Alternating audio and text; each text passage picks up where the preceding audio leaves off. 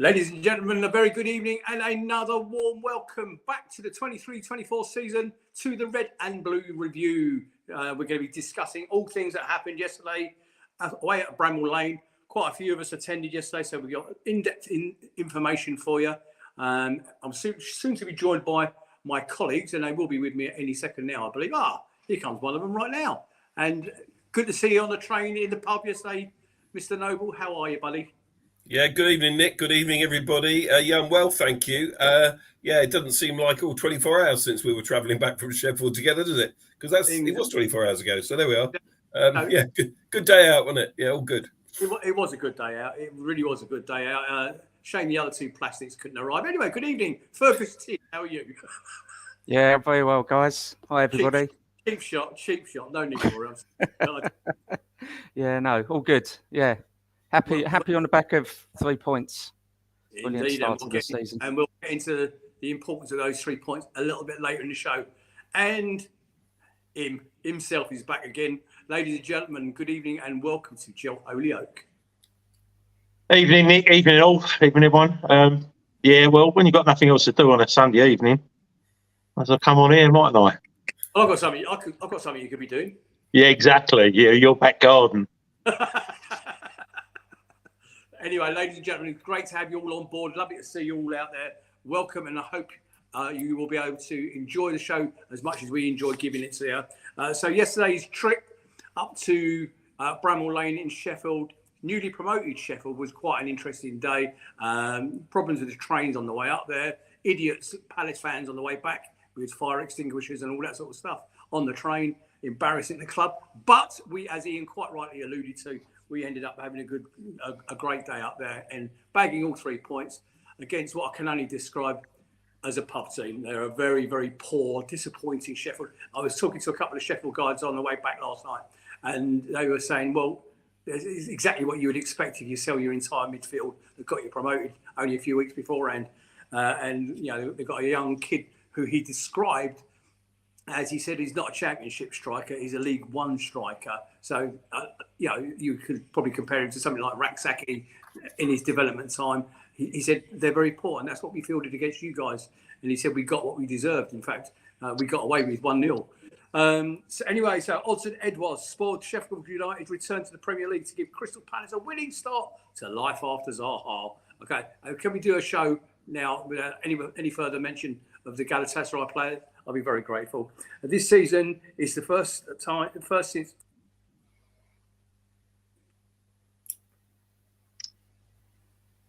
Whoops, we can't hear you, Nick.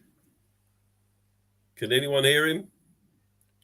We have technical difficulties with Nick Philpott. That must have been rubbish, that's that.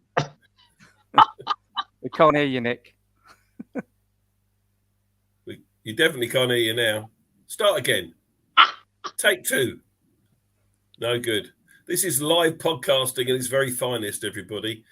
Sorry about that. Let me take over. We haven't rehearsed this bit, of course, but we can do that. So, of course, it was the first competitive game without a certain Mr. Wilfried Zaha for some time. Jefferson Lerma made his debut for Crystal Palace yesterday. And Joe, I know you're going to come on a bit later and talk about Lerma and the midfield about the game yesterday. Of course, it was a good day out. I don't think you can really complain when you go away from home and win in the Premier League, even against a newly promoted side, and win 1-0. Would you go along with that, guys? Ferg, Joe, would you support that statement? Yeah, I think it was a well-disciplined performance yesterday. A team that packed out the midfield, tried to stifle us because that's probably the only thing they could do. But we just took our time and created chance after chance after chance. It was inevitable one of them was going to go in. Yeah, cool, excellent. Yeah, good. Thank you, Ferg. What about you, Joe? Yeah, I was surprised that they started 3-5-2 against us, but then being the home team and wanting to go for a bit of a powerful start, I suppose. I don't know. 3-5-2 surprised me up against our 4-2-3-1 or whatever we played on. I prefer 4-5-1 because that's what we basically played. But yeah, I was happy about that. But I'm really not going for this. We sold players and this that, and the other. I mean, we decimated our squad and added one player that's just one player extra that's actually playing from last year. Lost that talisman. So you can have all the excuses you want. We're a poor team. We're this, that, and the other from the Sheffield United fans. But I mean, there was a lot of trepidation about us going up there with with the team that we went up there without Elise and the whole of our hopes and expectations falling fairly and squarely on Eze's shoulders as they have for Zaha for the last 18 years. Indeed. Yeah, absolutely, Joe. Absolutely. Nick, are you back with us? I am indeed. I'm sorry about that, guys. I do seem to be having one or two technical issues this evening. So my apologies to everybody out on Facebook land. In fact, can we go to the starting lineup, Nige, please? Because I would like to talk about it. And I think Jill's point about what we had and what we've got in reserve is a good point. So Super Sam Johnson in goal. That song is really taken off and he loves it. Doesn't he? He loves to encourage the crowd when he's having it sung to him. And the new club captain, Joel Ward, was playing alongside Guihi, Anderson and Mitchell. Lerma and Decore, Ayew, Eze, Schlupp and Edward were your starting 11. The bit that concerned me a little bit, if I'm brutally honest with you, was what we had in reserve. And it was Matthews, Tompkins, Klein, Richards, Riedewald, Amahada, Raksaki, Gordon and Mateta on the bench. I think it's blatantly clear from the bench that we are short on bodies, okay? Even the managers alluded to it during his pre-match press conference and in his post-match press conference yesterday afternoon. They've got to take some action quite quickly. When should we do the goalkeeper situation, Ian? When would you like to do that? Should we do that after you've done your notes? Yeah, let's do it a little bit later on. Yeah, go for it. Then. Okay, so let's get that starting lineup up again, please, Nige, if we may. I think we can all agree that we probably started as most of us expected us to start. And I tweeted as much live from the away end yesterday. This is how we expected to start with the Davidson, Lerma. The bench is weak. There's no doubt about that, but it's probably as good as it was going to get, given the players that we've got at our disposal. So, and it's interesting, really, as we come on towards the end of the game, when we look at it, is that he didn't use the bench at all, apart from Tompkins in the last 5 minutes. So, actually, interesting. Sheffield United, I thought, opened the brighter of the two sides. We turned them round. So I think they were kicking towards the end that they prefer not to attack in the first half. But they did start a bit brighter. And Osula, I don't know if this is the League One striker you're referring to. He went pretty close early doors. Really good effort, I thought. And I think it was a deflection that took it wide. That was on 10 minutes. But that was the only time they really troubled us in the first half. Eze was bundled over in the box. He tumbled. It wasn't a penalty, but he stayed down. There weren't even any appeals for that. Eze was fouled a lot during the game. Jill, I think you're spot on when you talk about the fact that Eze was shouldering the talismanic, burden, I suppose, that Zaha used to shoulder. And without him, we would have looked really poor. So, when I read tweets about Tottenham circling around Eze, that worries the hell out of me. Worries me more than the Elise rumours, for sure. I don't want to see Elise go. Of course I don't. But I hate to see Eze go. We've got to hold on to Eze, whatever, in this window. He's been absolutely brilliant in pre-season. And he came good again yesterday. There's all kinds of different calls for man of the match, but you know what? Eze was the man of the match. There wasn't a player that could match him. Nick disagrees with me, but you can disagree with me all you like, but Eze was the man of the match. He was fouled early doors. They just didn't know how to deal with him other than foul him. The one foul, instead of giving the free kick, which was a blatant foul, the ball fell to Edward. They played the advantage. Instead of squaring it to Ayew on the right, he took it on and had a shot that was deflected for a corner. Anderson had a long-range effort in the first half, which was parried. And, of course, Ayew was quick to follow up put the ball in the back of the net. We all thought we'd scored. We were celebrating like mad in the away end, and it was quickly cut short as the linesman put his flag up. And do you know what? He was offside. There's no doubt about it. But it wasn't much in it. When you look back on it, he's off. You can see he's off with the naked eye, but there wasn't a huge amount in it. Doucouré had a long-range effort. I like the way that players like Doucouré and Anderson have a go on goal. Let's test the goalkeeper. This isn't the greatest goalkeeper in the world that Sheff United have got. Didn't he start his career at Palace or something? This lad? No appearances. Ever. No appearances. No, I think he went on loan to Bramall or something like that. So he's worked his way up. Good luck to him. He's playing in the Premier League now. He's probably on about 20 grand a week or something, keeping goal for Sheffield United. Good luck to him. So he was saving these long-range efforts reasonably comfortably. So next piece of action in the first half, if I can read my notes correctly, Eze's corner. Eze was on all set pieces. Let's be clear about this. He takes everything. He takes free kicks. If we get a penalty, he'll take a penalty. He takes corners. And he crossed the ball. I think the corner was on the right-hand side. Gahey headed it on, and that ball was at the far post, and it looked an easy chance, but it came a bit too quick, and he was a bit too close to the goal, and it went over. And that was the sum total of the first half, really. It wasn't the greatest first half. We were sort of glad it was over. I don't know how many extra minutes they played, 5 or 6 or something ridiculous. They're being added on, new rules this season. Before we go into the second half, let me bring you in, Jill, because you want to talk about the midfield specifically yesterday. So over to you, mate. Well, yeah, I mean, I'm as excited about this new midfield like no other time, really. I mean, to have Lerma and Doucouré, they're both very similar players. Although I think out of the two, the more defensive-minded would be Doucouré. Lerma really does seem to be box to box. But if we can come across the middle and just put ourselves into a 4-4-2 formation, Eze out on the left, Doucouré, Lerma, and then Elise out on the right, I'm telling you now, that is like top 4, a top 4 setup. And I know people are laughing and say, "Oh, we've got this and we've got that." But I'm telling you now, Elise crosses Elise is Elise, one of the most amazing crosses of the ball in the Premier League. Why he's getting a lot of interest. So is Eze. Eze is amazing at set ball, and just everything about him. Eze is amazing anyway. We all know about Doucouré, about the interest now that he's getting from top 4, top 6 clubs. And I think if Lerma goes on the same trajectory as what he did today, what he did yesterday, I mean, the same thing of him. I did see some tweets, people were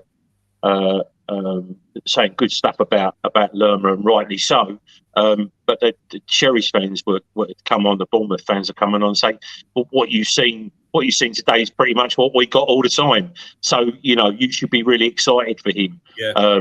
And I really am. I mean, he is a really full-on committed. I don't think we've ever had 2 committed ballers in the middle for a very, very long time. Nick? Yeah, during the game yesterday, Joe and I were actually messaging each other, and it's the sort of thing I said to him, I need you to look closely at the Lerma-Doucouré partnership, because what I noticed in the first half, and Ian, thank you for your first half synopsis, but one thing you haven't mentioned in there is, I think in the first half, we played a lot more narrow, driving through the centre via Doucouré and Lerma. It was something because we didn't have the Elise right and the Zaha on the left scenario where we're pinging balls out. We were coming very central. We were all over them. The stats in the first half didn't actually do it justice. We battered them in the first half. We made them look really, either we made them look very ordinary or they made us look brilliant, one or the other. And it was very interesting to see how that developed. First off, that we came down centrally because of those two. Jill, you're right to pick up on them. I mean, you think about the excitement there, Gahey and Anderson at the back, okay, and in front of them, Doucouré and Lerma. Whoa, I think we've got something interesting. Go, Jill. Just really quickly, did you notice yesterday that those 2 covering in the centre gave Anderson the reins to run forward more than he's ever done before? Look, he as soon as I saw him do that, I thought the last player I I can't remember a player. Rio Ferdinand used to do it. Mark, for the older people, Mark Wright used to do it for Liverpool and Southampton.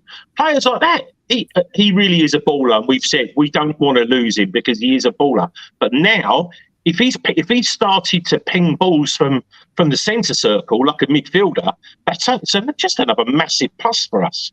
It is almost become vogue, isn't it? This because Trent Alexander-Arnold at Liverpool, John Stones at Man City. They're defenders that are potentially playing in midfield roles now, even being named in a defensive. And I can see Anderson coming to do that. And you're right, Chell. The fact that you've got Lerma and Decore in the middle there, that allows one of those players to go forward. Because there were a couple of times yesterday when I think it was Lerma, actually, that was the one that was covering, and got back when one of them went forward. Berg. Yeah, I was going to say, and I think some credit's got to go to Edouard as well, because he got more involved in the game, more than I've ever seen him get involved. He was coming for the ball. He wanted the ball. He looked like, he looked like the sort of player that we signed from Celtic 2-3 years ago. He wanted to be more involved. So I think Roy Ball, or whatever we're calling it now, it's certainly rubbing off on the players. We had 300 more completed passes than Sheffield United, and we were the away side. Now, if that was a Man City or Arsenal, people would be creaming themselves, wouldn't they? They'd be going, "Oh, look how fantastic it is." Because it's Palace, we don't necessarily get the credit. But 300 more passes than Sheffield United. We were immense. And like Joe pointed out, because we've got those two holding midfielders now who they can hold the ball, they can create. It's opening avenues up for other players to push forward. We're a very, very attacking side now. And I kind of agree with we're not far off top 4, top 5. If we can keep a fit 11 players when we've got Elise and Eze, we've got a really, really good team, good solid team. And Joe, I'll come to you in a second. And Ferg, you make a good point there about Edouard up front, because there's been a lot of chat about Edouard in the box. Ian Lyons, he's been singing his praises anyway, saying that just give him the service and he will score. Okay, he had one disallowed yesterday, which Ian's about to come on to. I think he's very right. Give him a run of games, give him a chance. Let's see. I mean, he's one up already. The manager's asking for 10. I reckon he's got more than 10 in him. Joe, you want to say something, mate? And then we'll go back to Ian. Well, I really do not lose last week's podcast, because only another 13 to go. I said he would score 14 goals. And a couple of you scoffed at me as well. But I'm telling you, so the thing about Edouard, quickly, is that he has always been one of them players that wants to go wants to go forward. He's not very good at getting battered by big centre forwards coming in where he's trying to hold the ball. He's not a hold-up player. He's very much get the ball going forward. The bit that Ferg just said about, when I said earlier about the two defensive sort of centre mids now, they'll be battling. And we don't really want those to be creative. I think Lerma's probably the more creative out of the two, but we don't want them. If they win the ball, stop the attacks and win the ball, give the ball to Eze, he can create. Give the ball to Elise, he can create. What that does then, that keeps us, it makes us wide. Because Eze, he was everything down that left yesterday. They could not do anything apart from kick him, body check him. It was Ian. Joe, you're not wrong about that bit, but I think you'll find that Lerma is a creative player as well. I think he's got the whole package, to be honest with you. It's early days, so let's not get too excited, but I think he can create. I think we'll see that. We'll see more of it. Fergus, you want to come in again? I just want to mention someone else that we haven't touched on yet. Ayew. Yeah. Had a fantastic. I'm going to come to Ayew in the second half. Let's do it. Okay. Let's do it. Let's do it, Ian. Yeah, okay. Before I do that, Rob Cranfield in the chat said, this is Roy Ball 2.0, all right? That's what we're going to call it. Roy Ball 2.0. Thanks, Rob. Like that a lot. Okay, so second half is 4 minutes old when Lerma passes the ball out to Ayew on the right-hand side, and he played really well, Jordan Ayew, again yesterday. I thought he played well in the friendly last Saturday as well. But he was drawing the fouls, but he got past his fullback. I know it's a Sheffield United fullback, all right, before you start, saying don't get too excited. But the ball he delivered was a perfect ball for any striker to finish. Now, I've had a bit of grief on Twitter from one or two people saying, as a tap in, my nan could have scored that one and all this kind of stuff. I think it's a harder goal than that. I don't think it's a tap in. Do you know what? There were 6 Sheffield United players back in that box, 4 of them in the 6-yard box when Edouard got on the end of that cross. Now, you've got to be in the right place. You've got to be in the right place at the right time. And he certainly was. He read it brilliantly. And it was a good goal. And it was all we deserved by that time. 49, 50 minutes into the game, 1-0 up. And bedlam in the away end. There were limbs, weren't there, Nick? It was cool. Yeah. It was happy days. It was a cue for we love you, we love you, we love you. No more than we loud. In fairness, with the first half performance as it was, okay, let's keep a little bit of realism. He's only a very, very weak Sheffield United team. I get that. Yeah. We still got the points on the board. Sorry, mate, carry on. Yeah, that's right. Okay, yeah. Joe, is your point quick, or can I come back to you at the end? No, you just said you was going to talk about Ayew. Okay, well, all right. Let's. Well, I'll come back to him at the end. All right. Let me just finish this match. Okay. Okay. I'll come back to Ayew at the end because I know you've got a view on Jordan Ayew. We know your view on Jordan Ayew. All right. Okay, but you can have your say in a minute. Right. So, Eze was on every set piece, as I said earlier, and he took another one on the left hand side. Edouard hit it direct into the keeper's hands. It was a poor effort on Edouard's part, that particular one. They attacked. There was one thing that Anderson did really well. There was a block, and he got his foot in. And without that block, there would have been a shot on target, and who knows what would have happened. Then came the second offside goal. Now, this was a good team move. It was worked from right to left, I think, across the middle of the pitch. Several passes involved, and it was eventually Mitchell that crossed the ball from the left-hand side. And we didn't really see him get forward too much. As I agree, Nick, with what you were saying earlier, we played very narrowly. But Mitchell did get wide, and he crossed the ball. And Edouard, if he just held his run, and hopefully he'll learn from this. If he looks at it, he was offside, a yard or so offside. But he probably could have got there if he'd held his run. And that's what good strikers do. They understand. They go at the right time. And I watched the games today. I think it was the Chelsea-Liverpool game where there were 2 offside goals, one for either side, and both were really, really fine, but both were disallowed. So you're not going to get away with anything in the Premier League. If you are that last man as a striker, you're going to be offside, even if the referee doesn't see it or the linesman in real time. So goals ruled out. And of course, we didn't even bother celebrating this one because we thought, hang on a minute, it's probably going to be offside anyway. But there we are. There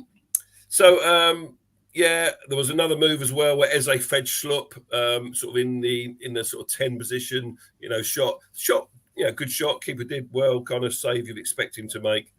They had another chance up the other end. This Osala bloke again. I don't know why the Sheffield United guy was so down on him because I thought he played quite well.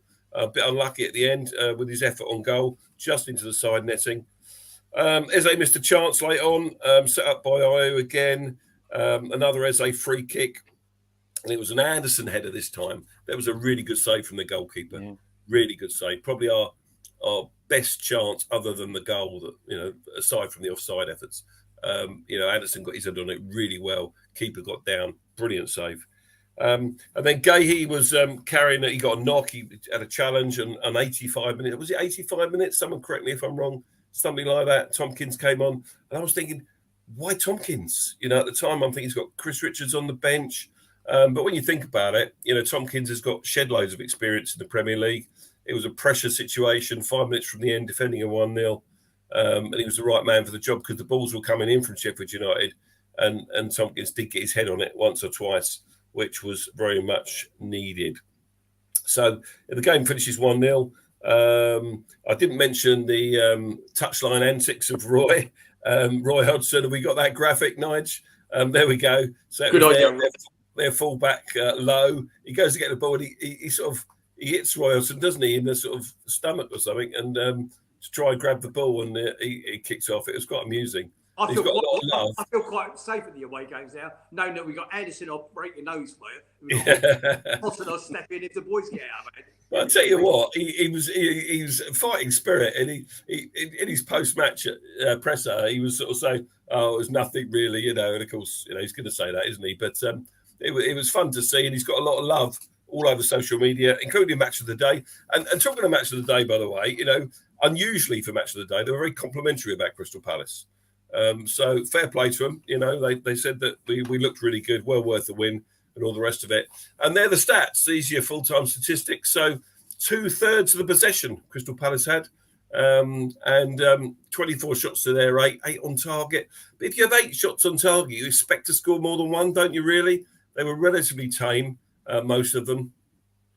And clearly you can see that they fouled us more than we fouled them. But on balance, a good away day, well worth the points. And I for one, am not complaining at all. Now then, Nick's gone again, so this is good, isn't it? But Jordan Ayew, Gel, come and talk to me about Jordan Ayew. What do you think of his... Well, before we do that, I just want to cover off the game, really, because it is important about to cover the Ayew. So I looked at it, and I like to sort of analyse it as like a half-yard game that was for us yesterday. If Jordan Ayew was half a yard onside, right, we would have been 1-0 up before we did. Yeah. If Edouard is half a yard onside, right, it's another goal. Yeah. If Anderson's header is half a wide left or right, it's another goal. Plus he pulls off. I thought it wasn't a close game. That basically was one of them times where we've referred to it over the years as we literally thrashed them 1-0. Yep. One of it any other way, we thrashed them 1-0. They have no, as their manager turned around and said after, every game's a big game for them, and they know what to expect. But we will play better than that. And lose without a doubt, but they, make no mistake. I'm sure, didn't we lose? Did we not lose up there a few years ago? Yeah, I'm sure we did. We lost up there 4 years ago, mate. Yeah, exactly. Last time we were allowed to go. Again, it was I think it was the second game of the season, first away game again. We lost 1-0. Yeah, exactly. So it was never a given. We could have. Their forwards could have had a proper day, and that would have the result could have been different. We missing chances and scoring offside goals. So, but we deserve the credit we got yesterday because you can only beat what's in front of you. If the tempo from there is raised a bit more, I think we do. With another forward as well, and just get him on one more. Sorry, Ferg, I know you want to. No, I felt that Lerma and Decore playing together really affected Schlupp. Schlupp did. We could have had another forward up there for what he did, because what he likes to do is to come from deep, and he wasn't allowed to come from deep. Schlupp, and I think it affected his performance. Even though he didn't really have a mare, you know what I mean, but he wasn't involved like he usually is, and I thought that sort of affected him a little bit. But yeah. I was going to say on Schlupp, the first half, Tyreek Mitchell and Schlupp, I think that was a pretty poor first half for them. It's not working. I know there was a lot of comments last week about, let's see how Tyreek Mitchell is without Zaha. And he did look a little bit lost. He kept misplacing his passes. Schlupp wasn't getting any of the service. The ball kept going back. Second half, he was much better. And Schlupp got more involved in the game as well. Paul Higginbottom at the end of the game said Palace deserved to win. Match of the day, they couldn't not say anything but praise us because, we absolutely dominated that game. And like Gel said, on another day, that could have been 4 or 5-0. It could have been more than that. I don't know if somebody can answer in the comments, but if a goal is scored and it's offside, does that count as a shot on target or is it wiped from the? Yeah, I think it's wiped. Well, sure. There you go. So we had 10. We had 10 on target in theory, but we played really well. I can understand why Tompkins came on. If it had been 2-0, I think it would have been Chris Richards, without a doubt. But like you said, Ian, he's got all that experience. He wants to keep the 3 points. He knows Tompkins better than he knows Chris Richards. So that's why he brought him on. It wasn't long to go anyway, but yeah. And I think Mark Gahey will be fine because he walked off the pitch and he walked around in front of the away end. He was hobbling a bit, but People say, is he going to be out for a while? No. I think he kicked his own ankle, didn't he? Not when sure. He landed. I'm not sure. Didn't see it. I think it was more of a knock. I've got a few interesting stats here that came from my travelling companion, Real Panel. 5th time we've won our first Premier League game of the season.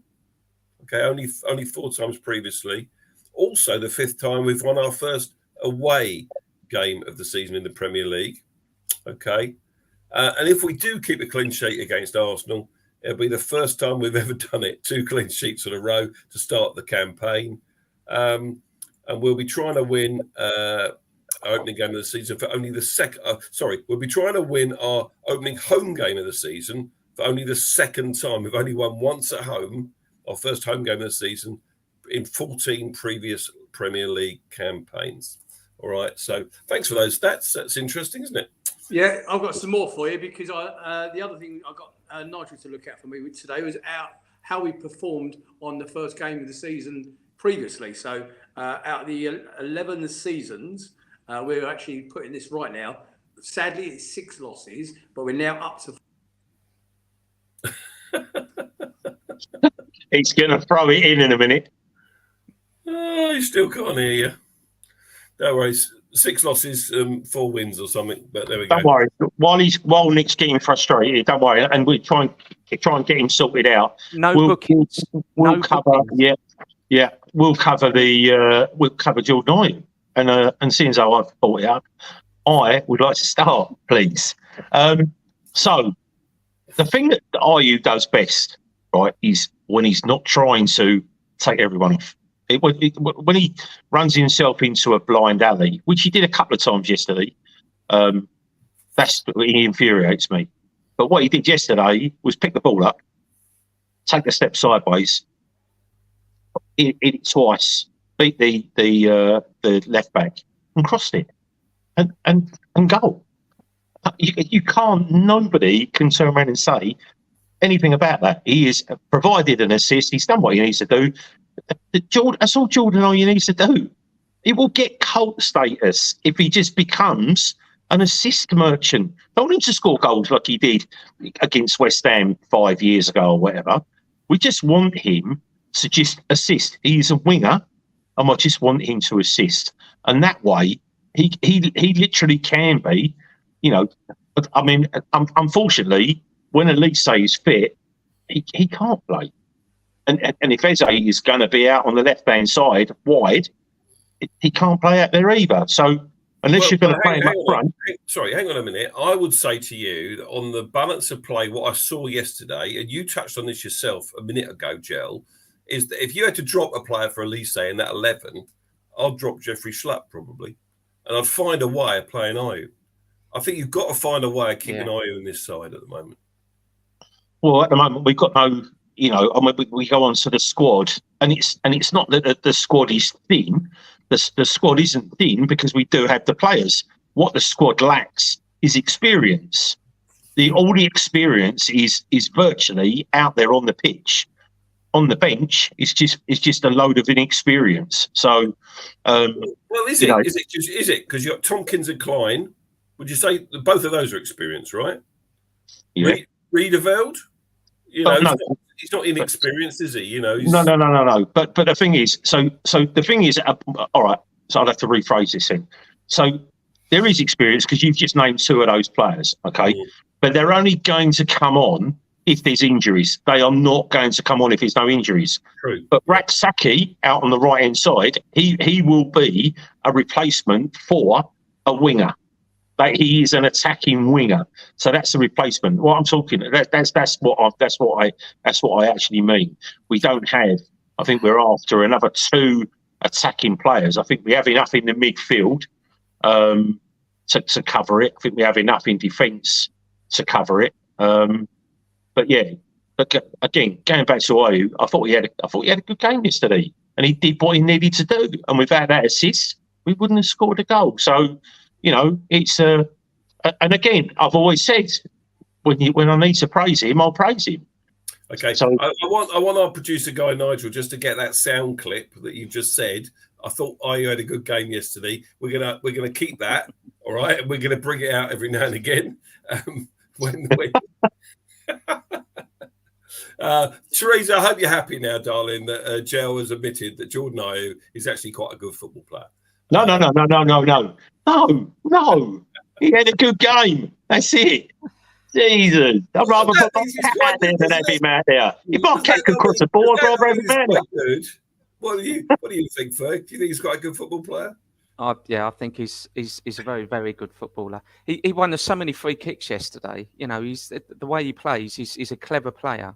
As soon as he gets touched, you know, he's down. The referee's free kick, and you know, with Eze on set pieces now, you know, we're getting some decent crosses into the box. So it's going to create. We're going to create more chances that way.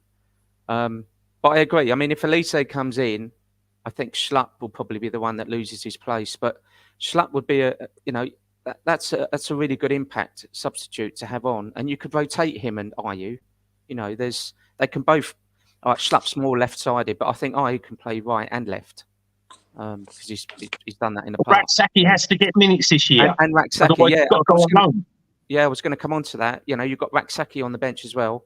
And when France is fit, you know, I don't know what position he's gonna take up in the team, but another attacking midfield player. You've got a Hamada, so we have got some decent players. Admittedly, not with the experience, but you know, if they don't play, they're not going to get the experience, are they? So we need to start playing them.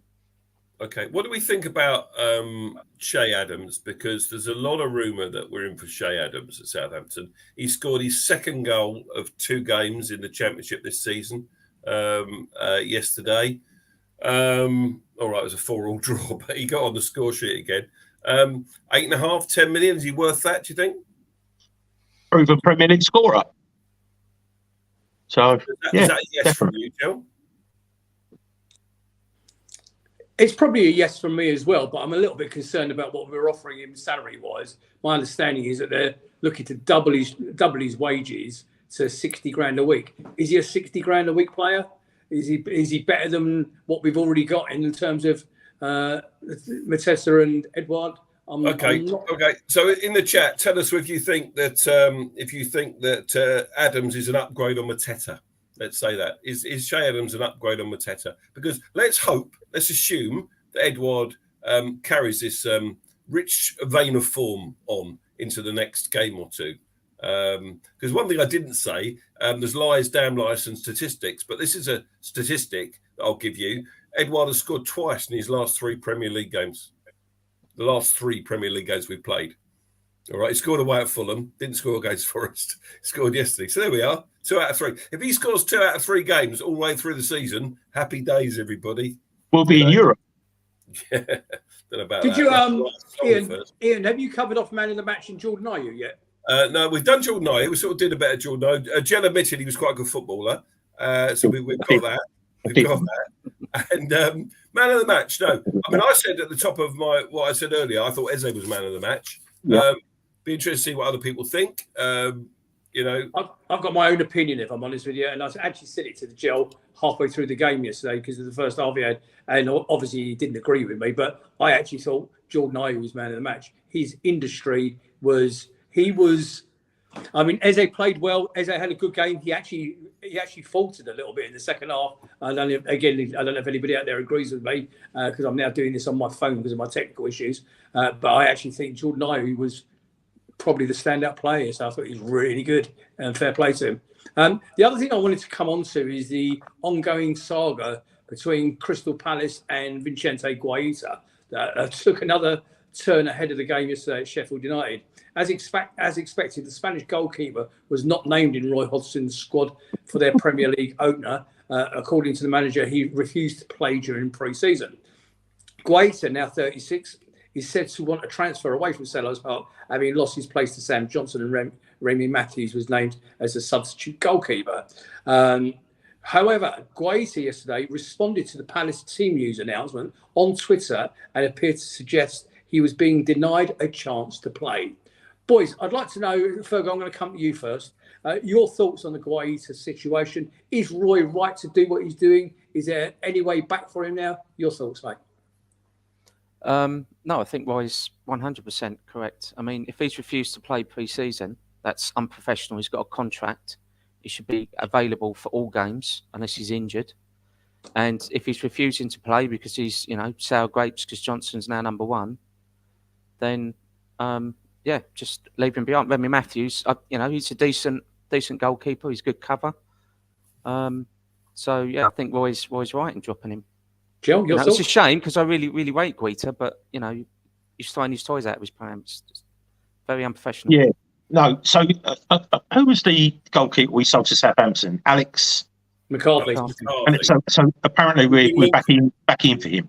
Yeah, and I wouldn't be too sad about that either. I know that he wanted first team football, and that's the reason why he left. But that it wouldn't be a bad day for Palace to have him as a number 2 to Johnston. I can assure you that.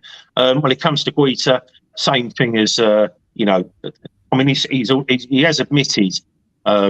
We don't have to agent hate on this. It's not his agent that's trying to manufacture a deal, unlike other players that end up going on strike. So, but yeah, for me, if he literally wants to move, and he doesn't, he's not going to get picked, then Roy's the best man in the club for literally having no mercy. He's gone. It's as simple as that. And I have no. Yeah, whether or not he wants to play for the club. I mean, if he wants to move, it means he wants to move. He doesn't want to play for the club anymore. So, for me, if you don't want to play a club, you're going to be toxic no matter what, and you can't be in an environment, in a same environment. So you've got to go, and that's the end. I feel for him because he has been a good servant for us, But like I said the other day on the other podcast, no matter what players, Wilf's gone this end. They've earned very good money off us. We're not rubbish. Paying, we do pay when we need to, and contrary to what some people think, some of our players have been on huge amounts of money that would surprise people, life-changing money. That's what I'm saying. He's had a very, very good deal out of us. And if he thinks he's got enough money and he can go back home and play for Getafe or whatever lower league side to see out the rest of his career, obviously he's got enough dough. But I do listen. The other things I do appreciate. If he wants to do that, then he wants to do that. But you've got to be gone. You've got to be out of the environment. Otherwise that is it. I mean, if he's put a transfer request in, then the club really should try and honour it to get him away from the club, get him off the wage bill. It's another huge amount of money every month staying within the club. I heard 80. I heard 80, but I mean, it's a complete guess until you can't get hold of it. But in your professional capacity, he's in breach of contract, is he? Why are we still paying him? That's exactly the point I was going to make. Yeah, I think he's in breach of contract, and therefore, if you're in breach of contract, surely you don't need to pay the player. No, you don't, because Leeds United are doing the same with the little winger, Nonsi or whatever his name is. Yeah. I mean, there's no doubt about it. Vicente Guita has had a terrific Crystal Palace career in the seasons he's been with us. He's been instrumental in earning us points, keeping us in the Premier League and all the rest of it. But very disappointing in his attitude. It's poor whichever way. You can't sugarcoat this and make it look good. You really can't. He needed to remain professional, and he hasn't done that. I can't see in a month of Sundays how he could possibly expect to be named on a team sheet when he hasn't trained or he hasn't been part of pre-season. It's a nonsense, isn't it? So I don't know whether he was just doing it tongue in cheek with his tweet. You don't know. Maybe he's had an off day. Maybe he's not well. Who knows? I'm talking mentally. Maybe he's got issues. I don't know. So clearly he's handled himself badly here. And the sooner the club deal with this and getting away from Crystal Palace and distance him from Crystal Palace Football Club, the better. We do need another goalkeeper, though, if that's the case. Joe. I'll carry on to that, Ian. I did say that. I'm sorry. I didn't mean it to come out like that. It's a silent G. Hang on a minute. Let's try and remain a bit serious here for a minute. Joe Whitworth was the third goalkeeper that travelled yesterday. They always travel with three goalkeepers. If one of them gets injured in the warm-up, they need a backup as well. So although he's played two Premier League games, I don't think he's he should be in that position. I think he needs to go out on loan. He can't go out on loan at the moment. Why? Because we haven't got enough goalkeepers.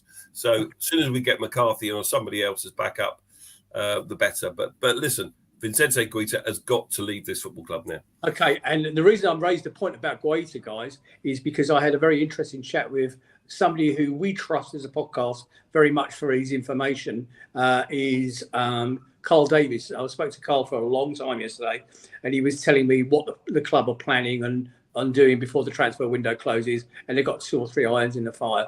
But the Guaita thing, and by the way, there's also a bit of confusion in the chat with reference to a transfer request. Some people suggested that he has put in a transfer request. Paul Bristow's confirmed what I've actually heard, that actually hasn't happened. He has not put in a transfer request. Anyway, Carl was saying to me yesterday that this has actually hit the club like a bolt out of the blue. He said, because you think about it, he said they've done all their budgets, they know who they're looking for, they're looking to bring in 2 or 3 players before the end of the window, and then this has hit them like a bolt out of the blue. If you're going to go and get a keeper of any stature from another club, you're going to be paying £8 to £10 million for him that we haven't budgeted for. It's going to ruin all their hard laid plans that they've put down. Hang on, I'm coming to you, Jill. And it's really poor form. And right from the very, very top, the word I got yesterday is they are really not happy with his attitude and what he's done, and he's actually been quite toxic behind the scenes. It's just come out. I mean, he was an adored player. Go on, Joe. You wanted to make a point? Well, I mean, just to bring up the money side of things, we were up until 2 weeks ago willing to have and would have had to have the money in the bank to pay Wilf Zaha the best part of £850,000 a month. So I'm hoping that we haven't got the money. There must be a budget set aside. You don't just borrow money or do whatever as the season goes on. Wilf's, 10 million quid for this year, for the season coming until he actually left. That would have been in the budget. Use some of that. The point he was trying to make was that budget that you're right to highlight. The budget has been allocated to the players, the current players, and the players that they want to bring in. They had no time. Did they actually think they were going to be bringing in another goalkeeper? Why would they? He's still under contract. At best, we're only getting a 36-year-old goalkeeper with 1 year left on his contract, which is what Guaita's got. What are we going to get for him? A few £100,000? They just haven't budgeted for that. Not that they haven't got the budget, because you're right, the Zaha money is sitting there, blah, blah, blah. And the Guaita money will be sitting there, don't forget, of course. Okay? But they haven't budgeted a spend to go out and buy a new goalkeeper. That's the point he was making. Although I said we need to buy another goalkeeper, I guess if we do end up with the 3 that we've got, including Whitworth as the third choice, it really isn't the end of the world, so long as Sam Johnson stays fit. And that's the big if, isn't it? Because he has had his injuries. And interestingly, in the chat earlier, most of you were commenting saying Sam Johnson's a better goalkeeper. I agree with you, actually. So do I. Right. So do I. Yeah. Just really quick. Sorry, Bert, come to you in a sec. Just so this is the thing.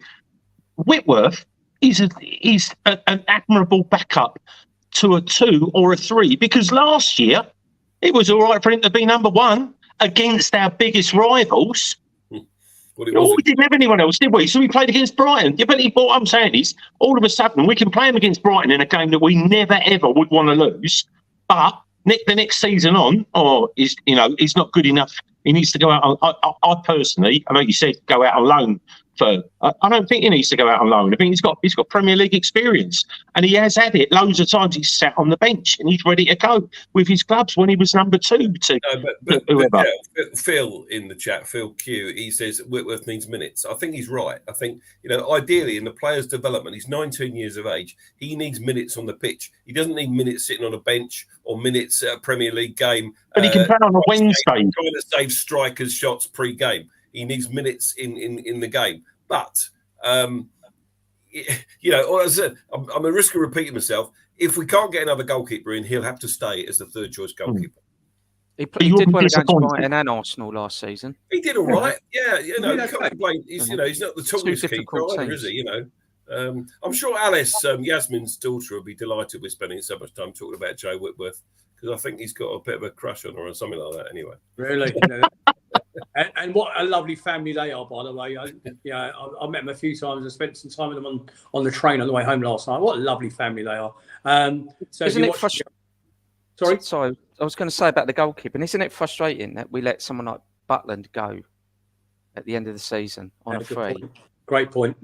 And now we end up with another goalkeeper crisis. You know, I know it was unforeseen, but it's just typical Palace, isn't it? It's just the way it works. Yeah, but had we known that Guita was going to throw his toys out of his pram, we wouldn't have let Butland go, would we? Simple, No. So okay, guys. Anyway, moving on to our loan watch. David, how they done this weekend? David Boateng played the full 90 minutes for our friends at Dundee. Ian, why are they our friends at Dundee?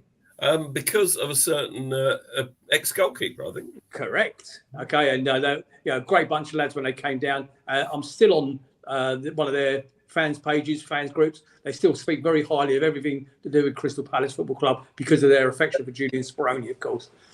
But sadly, they lost 2-1 away at St Mirren. Killian Phillips played the last 33 minutes for Wickham in an away loss to Lincoln City. Owen Goodman played at Colchester, and he also lost 2-1 away at Bradford City.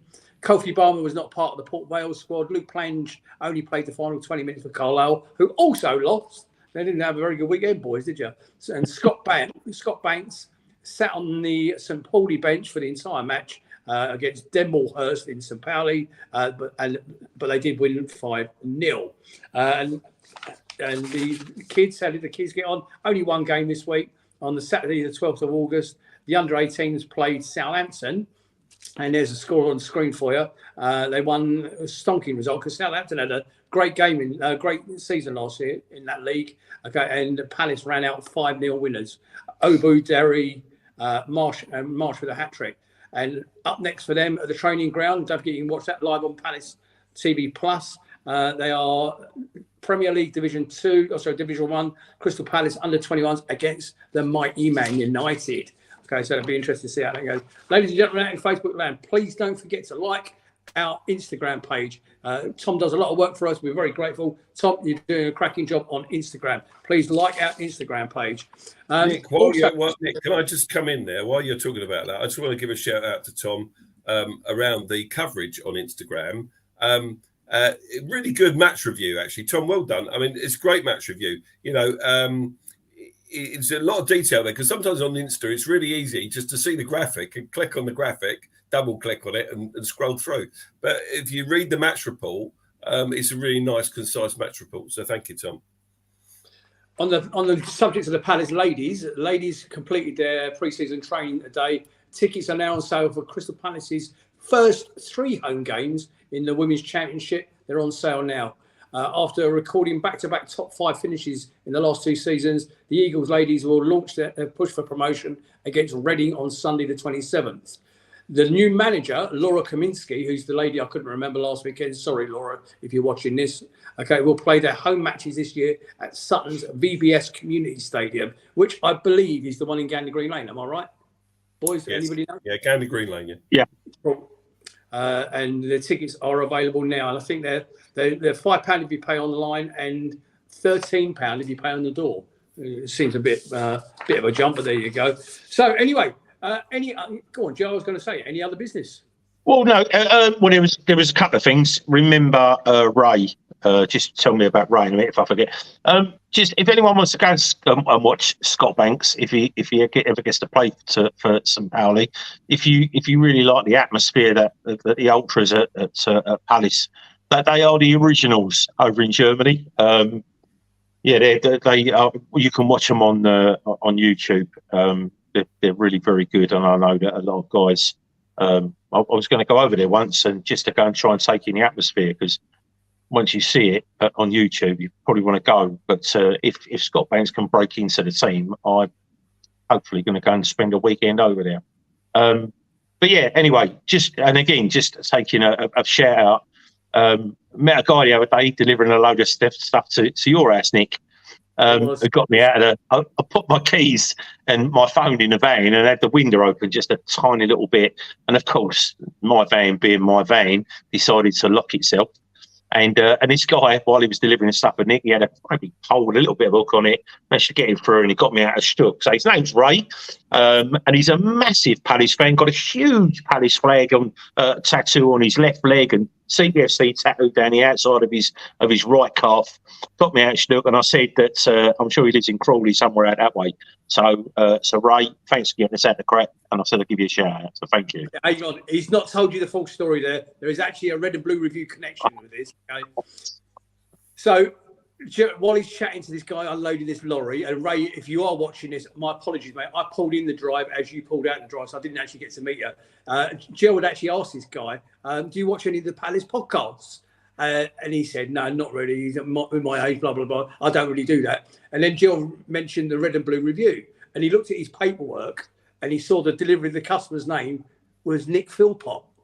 And he saw Nick Philpott. He said, oh, Nick Philpott. Oh, Jill Holyoke. So Jill got a little bit of fanboy from Ray the driver the other day.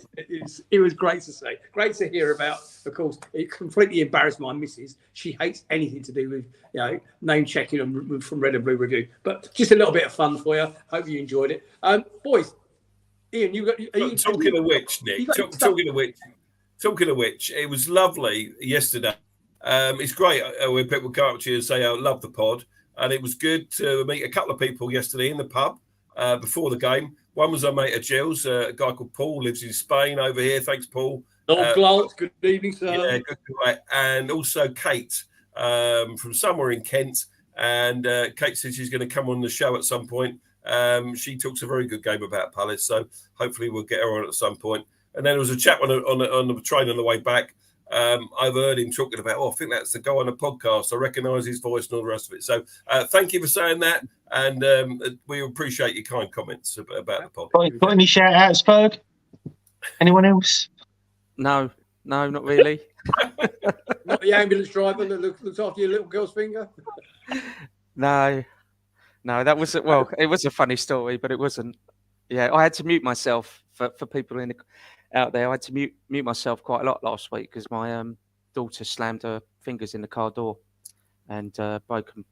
So, and you carried on with the podcast. Sounded like someone's been murdered. I did. Well, professional. Absolutely, like a true professional. Show must go on. Right, coming up next for Crystal Palace, we are our first home game against Arsenal at Selhurst Park on Monday at 8 o'clock. Is it, Ian? It is. What worries me about this, I've got some stats here, right? Okay, so every season we've won away at Sheffield United in the Premier League. We've lost at home to Arsenal. Every previous opening day Premier League away win has then been followed by a home defeat. And we've faced Arsenal in the first home game of the Premier League season twice before and lost both of them. So it doesn't bode too well for Monday night, does it really?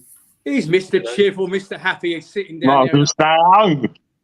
Oh, no point going in, is there? Okay, we give up. But that's us. That's Palace. You know what we do? We're on that roller coaster and we don't care. So does that mean we're doing the show on Tuesday evening? It does mean we're doing the show on Tuesday evening, and we've got some predictions coming through in the chat already. So, Tom Samuel, I'll have a pint of whatever you're drinking because you're saying 3-2 Palace. Ian Lyons are saying we're going to get beaten 3-0. Luke's gone for the Fergus prediction, 2-1. Keith the Match Diamond's gone goalless. Blimey. Good to see you yesterday. Claire Davis, hello Claire. You've gone for 3-1. Bruce has gone 1-1. Who else? We've got Rob Cranfield's gone for the Fergus 2-1. So there's loads more coming through now. Paul Holden 2-1. So look, I think we should do predictions, Nick, for Monday night, don't you? Go for it. Of course, we'll do a show on Tuesday. So who's going to go first? Jill. Well, go on. 1-1. 1-1. Okay. Stole my thunder. I was you going to say can't go 1-1. anything other than 2-1, surely. You always say 2-1. But you see, I always went 2-1 last season, and invariably we didn't win. So I've changed my tack. I didn't go 2-1 last week and we won. So I wasn't going to go 2-1 this week. And hopefully we'll win. But a 1-1 draw. I mean, I watched the Arsenal Forest game. Oh, yeah. And yeah, Forest had their chances, They're not infallible, completely infallible. Arsenal, I think, they're away from home. We've got a decent side. As long as Guy's fit, we've got a chance. Definitely. Ian, yours. Yeah, I'm going to go for a sneaky little win, 1-0 to Palace. Well, boys, I know I've got a lot of flack on social media last week to give you my end of season prediction down in 17th place. Unless something dramatically happens with the squad in the next 10 days, I'm not going to vie away from that. I actually think it'll be a 2-1 loss at home to Arsenal, which I don't think would be a massive discredit considering the form that they're in and what we have as backup to help. So we'll see. So Nigel will make a note of those. We'll talk about those next Tuesday evening. We will be live back here on Tuesday evening at 8 o'clock. Boys, anything else from you? Give us a positive, Ian Noble, before we sign off. Positive, we've got a nice little easy draw away at Plymouth in the EFL Cup coming up. Paul Bristow was delighted with that one, of course. I bet it was.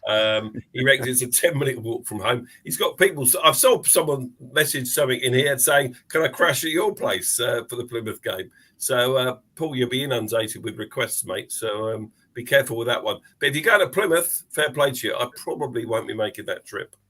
But there we are. Fergus, a positive from you. Well, I mean, that spine down the team looks like it's going to do well for us this season. If those, goalkeeper, 2 central defenders, 2 central midfield players can stay fit, I think we're going to beat a lot of teams this year. Thank you, mate. And by the way, on the subject of Paul Bristow, he was standing right behind me for the whole game yesterday. Great to see you, mate. I'll be one of the 500 crashing on your floor, mate. Joe, I suppose your positive is going to be the great form of Jordan Ayew. I swear to God, I was just going to say Jordan Ayew's assist. I swear to you, I was going to take you all by surprise and you just pissed on my parade. That's my job. And I'm giving it. Ladies and gentlemen, it's been great having you. I do apologise for my slight technical issues. I'll have the solve for Tuesday night. I know what it is. It'd be great. Boys, thank you for your company, as always, and giving up your Sunday evening. I can't do it without you. Nigel in the background, Tom on the Instagram, Lucy out podding tonight. On behalf of everybody at Red and Blue Review, please stay safe. Have a great week and good night, everybody. God bless. Good night, everyone. Good night. Oh.